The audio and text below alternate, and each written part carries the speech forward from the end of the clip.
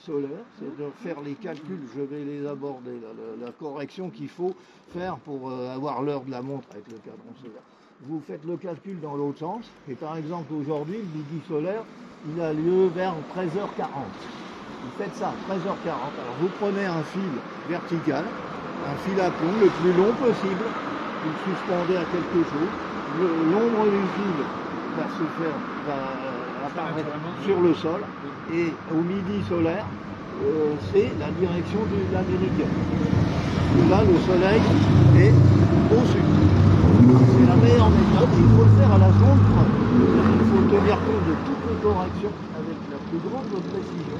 À la seconde près, avec mon téléphone, on a l'heure légale à la minute près. Si c'est 13h41, 23 secondes, c'est ferme. Alors vous allez me dire, ah oui, mais s'il n'y a pas de soleil à ce moment-là, parce que souvent, malheureusement, quand on installe tout le bazar, eh ben, il n'y a pas de soleil, alors fatidique, il y a un nuage qui passe. Alors moi, je commence une demi-heure avant, un quart d'heure avant, et puis je fais un quart d'heure après, une demi-heure après, et puis on fait la moyenne de tout ça. On fait, voilà. Et ça, c'est ce qu'on nous apprenait à l'armée. Et ça, vous pouvez le faire à n'importe quelle date.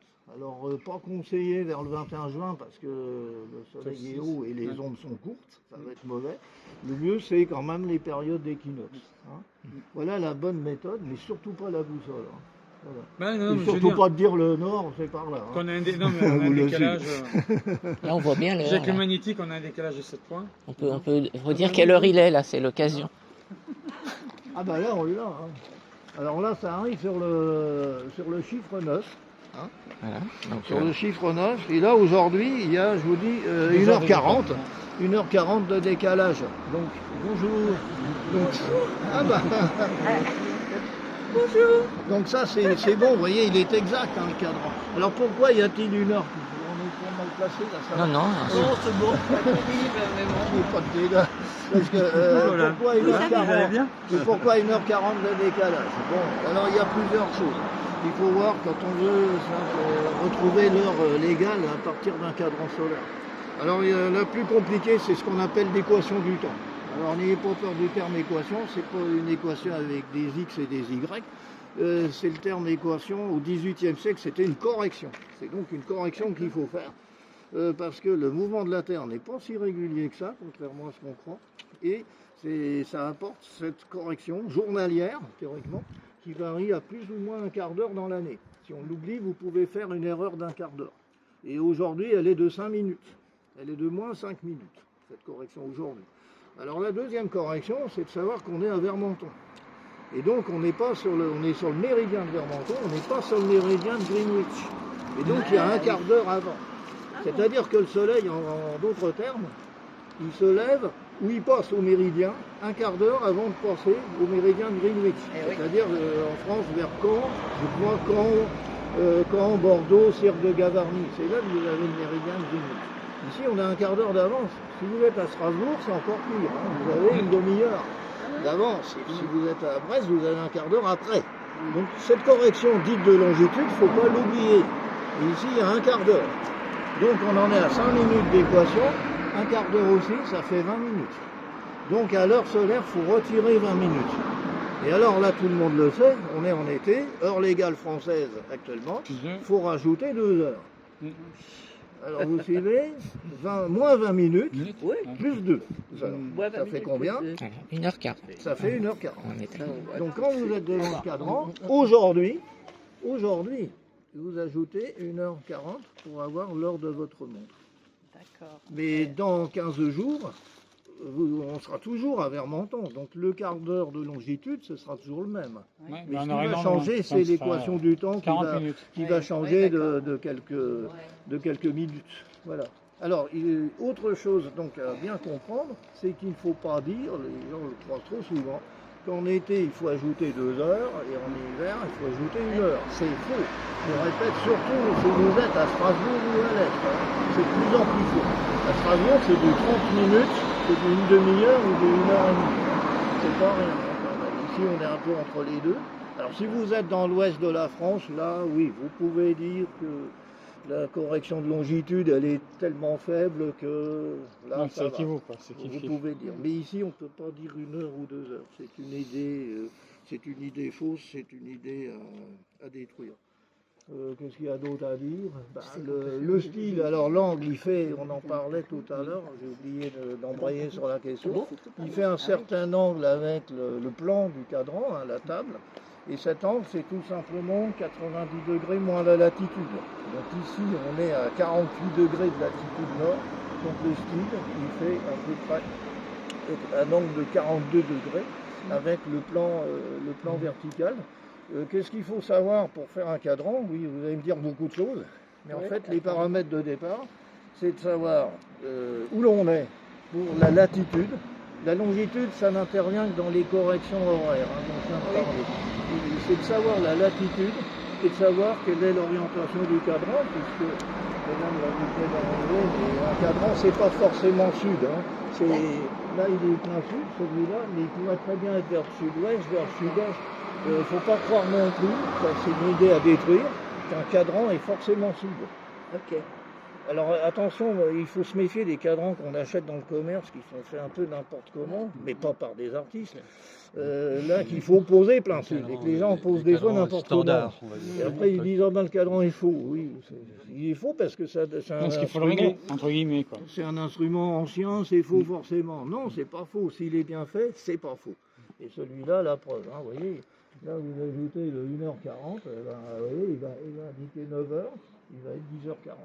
Ouais. D'accord. Alors, à signaler, là, les chiffres, ils sont en chiffres romains. Le cadran, il y a des lignes aussi toutes les demi-heures. Les chiffres romains aussi, à dire une chose. Alors, le 12, il est toujours en bas, hein, vertical, en bas. À dire aussi une chose, c'est le 4. Alors, le 4, vous pouvez avoir le 4 avec un bâton et un V, Oui. c'est-à-dire 5 moins 1. Oui. Et là, vous avez le 4 avec 4 bâtons. C'est ce qu'on appelle la notation additive. 1, 2, 3, 4. Oui. Par rapport à la notation romaine soustractive. Alors, Ça dans marche les pas horloges, la règle en horlogerie, on sort un peu du cadran solaire, c'est de mettre un 4 comme ça, avec 4 bâtons. Ah bon? Parce que, ah oui, ah bon, ben Pourquoi? vous aurez appris quelque chose comme ça. Parce que je vais vous le dire. Parce que voilà, les 4 chiffres, 1, 2, 3, 4, c'est des bâtons. Ensuite, vous avez le 5, le 6, le 7, le 8, vous avez le V du 5. Oui. Et ensuite, vous avez le 9, le 10, le 11 et le 12, avec le X du 10. Donc, ça fait une certaine harmonie Oui. sur les 4 premiers chiffres. Vous avez compris, les 4 Oui, suivants très et les bien. 4 Oui, derniers. oui.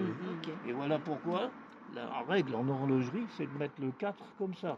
Et de ne pas mettre un 4 avec un 1 et un V.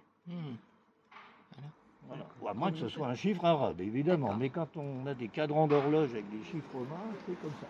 Alors là, vous avez aussi, terminons les vannes, le cadran nord. Parce qu'on croit aussi, je disais, un cadran des sud, je vous ai expliqué que c'était faux. Et bien là, on a même plus un cadran nord, au nord. Donc, vous allez me dire, il n'est pas éclairé celui-là. Ben si, il peut être éclairé. Il peut être éclairé en été, vers le mois de juin, tôt le matin, ou tard le soir.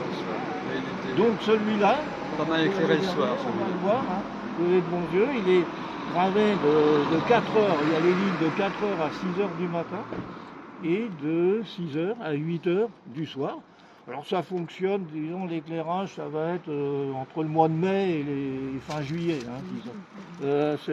Cette époque-ci, déjà, il est plus éclairé. Le soleil se lève trop loin pour éclairer un cadran nord. Mais c'est envisageable. Voilà, je sais pas si C'est vous rare avez- les cadrans solaires à double face? Alors, non, c'est pas rare. Multiple, c'est pas rare. Ce qui est rare, c'est ça, oui. Sud et nord. Là, c'est quand même... Là, vous avez quelque chose Oui. Il n'y a pas de d'autres merveilleux. exemplaires. Ah, là, vous avez quelque chose de merveilleux. Voilà. Monsieur Varanguin, Oui, oui, la suite, voilà. Monsieur Varanguin Je a fait suggère la restauration. je suggère qu'on aille un petit peu On va plus se mettre par là. Ah oui, parce que... Parce qu'il y aura déjà moins le bruit de la route. Comme je parle pas très fort. Puis on verra le. Voilà. Et surtout aussi qu'on puisse voir l'œil, voilà, parce que la partie peut-être assez intéressante aussi du cadran.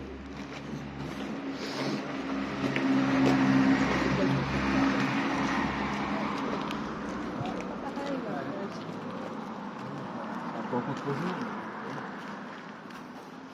Bon bah pour ma part, donc je pense que La personne me connaît, donc Yves Rangal, Maïlaville, je suis sculpteur. Et puis occasionnellement, je restaure un peu le petit patrimoine local, voilà, de nos villages, de campagne. Quelquefois des patrimoines un peu plus importants aussi. Je remercie déjà l'association et puis la commune de m'avoir choisi pour faire cette sauvegarde, hein, puisqu'en fait c'était le but d'une restauration, c'est de sauvegarder un monument, hein, quel qu'il soit, de le prolonger dans le temps, éviter que les intempéries, le temps, les accidents, enfin, tout ce qui peut arriver sur la pierre, ça continue à s'accentuer, se détériorer. Donc une restauration, il faut qu'elle soit, si possible, durable, mais il faut essayer de ne pas trop dénaturer l'original, dénaturer aussi le travail du prédécesseur, hein, qui, dans le cas du cadran, qui a un travail remarquable, avec les moyens de l'époque. Bon, moi j'avais des moyens un petit peu plus récents, donc je me suis servi quand même un peu d'une meuleuse, un peu d'une ponceuse, mais il y a eu le travail à la main aussi. Alors la première phase de travail, c'était un nettoyage haute pression, mais pas trop. Je vous dis pas trop, parce que le but aussi, c'est la pierre, elle s'auto-protège dans le temps en formant une couche dure, qu'on appelle le calcin, une couche de quelques millimètres, qui empêche l'altération de pénétration de l'eau, et puis diverses dégradations. Mais le calcin, malheureusement, c'est gris, gris-noir. Alors on peut en enlever une partie, mais en laisser quand même, donc ça restera, la pierre ne deviendra pas blanche. Alors évidemment, il y a le cas de restauration Vézelay par exemple, on voit que la basilique est toute blanche en ce moment. Moi, ça m'étonne toujours un petit peu qu'on arrive à blanchir la pierre à ce point-là, mais bon, ce sont des spécialistes, hein, ils ne font pas n'importe quoi, bien sûr. Ils ont des moyens que j'ai pas non plus, hein, c'est des techniques... ils ne révèlent pas leurs secrets d'ailleurs, on ne sait pas trop, hein, voilà. Alors, bon, donc moi j'ai utilisé un nettoyeur de pression, pas trop, voilà. Le but du nettoyage, c'est d'aviver un peu, de ramener un peu la couleur originelle de la pierre, mais pas seulement. Ça permet aussi de nettoyer les fissures, de voir davantage tous les dégâts qu'il peut y avoir, parce qu'on ne voit pas, qui sont cachés par ce noix, la mousse, etc. Donc là, une fois nettoyé, on s'aperçoit qu'il y a de multiples fissures, des éclats. Alors, moi, le but, c'est d'essayer de camoufler, de réparer toutes ces imperfections. Le plus difficile, ce sont les fissures. Une fissure, elle va quelquefois très loin. Souvent, le morceau de pierre tient encore, mais la fissure est là, l'eau rentre dedans, le gel fait son œuvre destructrice. Bon, il gèle de moins en moins fort, mais quand même. Donc le morceau, il peut tenir des années, ou une certaine année partir. Alors, le dilemme, il est, est-ce que je l'enlève, que je le recolle complètement? Est-ce que je le laisse comme ça, j'essaie de faire pénétrer une colle, un liant, quelque chose dedans? Voilà. Alors, il y a eu les deux. Certaines fissures, je les ai ouvertes, rebouchées, d'autres j'ai carrément enlevé les morceaux, les ai recollés. Beaucoup de morceaux manquants qui ont été refaits au ciment-pierre. Alors toutes ces réparations, évidemment, elles sont plus, par rapport à la pierre d'origine, elles sont plus blanches. Donc il faut une fois que tout a été réparé, j'ai essayé de faire une patine pour rattraper les différentes couleurs, nuances de pierre. Donc cette patine, elle est faite par ce qu'on appelle de l'hydrofuge, un produit protecteur de la pierre, dans lequel je mets des ocres ou des pigments, en essayant de doser, en sachant que c'est assez difficile parce qu'au bout d'un temps, au séchage, si vous voulez, la nuance n'est pas la même que quand le produit est frais. Alors on sait jamais, il faut faire des essais préalables pour ne pas être ni trop clair ni trop foncé, voilà, pour trouver un équilibre.